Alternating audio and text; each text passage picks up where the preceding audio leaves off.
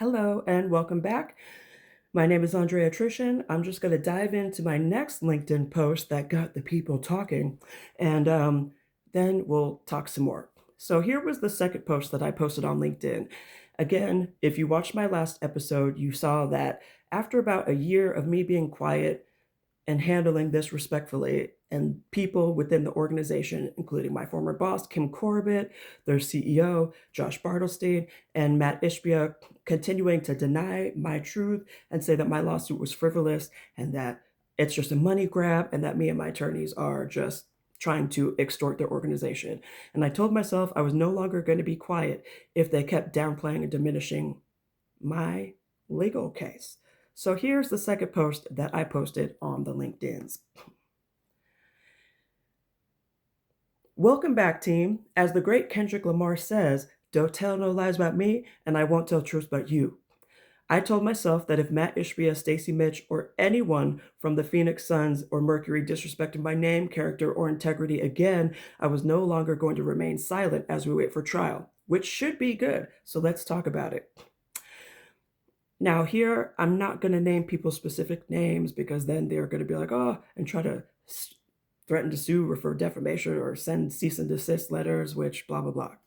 But I will say people's first names. So I said Elizabeth used to refer to Black people as monkeys and would openly racist and was openly racist and spoke very poorly about our HBCU interns, even lying about their professionalism. She routinely fought with people in the office, and she refused to speak to me, work with me, and was always trashing me, talking wild stuff about me. And all of that behavior went unchecked and excused by leadership, as that's just how she is. Mm. All of my bullet points in this post were also clown faces because this is all clown shit to me. Next, a white leader in your traffic department joked that Black people don't celebrate Father's Day because, all Black men are absentee fathers. Hilarious. Again, no accountability because he was just joking. Next, former co-workers on the HR team, Jennifer and Jessica, they filed false HR claims about me, fabricated blatant lies, and were allowed to about an incident that was caught on tape because it was a professional basketball arena. Yet, when my former boss Kim uncovered the truth, she quickly closed the investigation, swept it under the rug, and tried to convince me that I should just let it go, which I will tell you about all of that. It's called the Pavilion Incident. That's what we call it now, and I'll tell you more about that.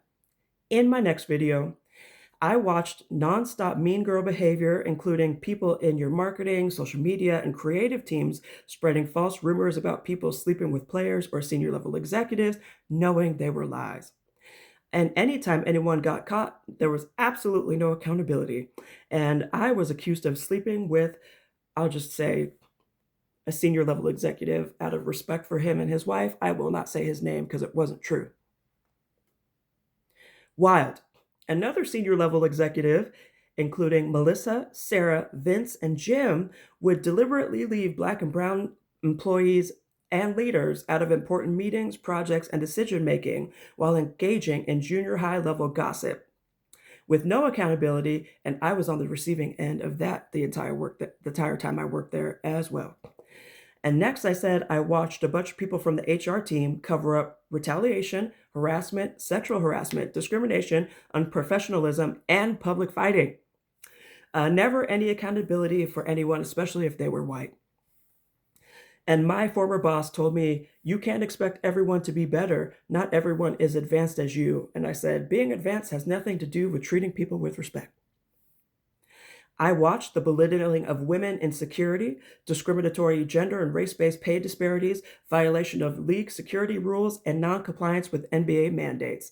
I also said that the NBA, your silence has been deafening. And I look forward to hearing what you have to say also. Still haven't heard anything from the NBA either.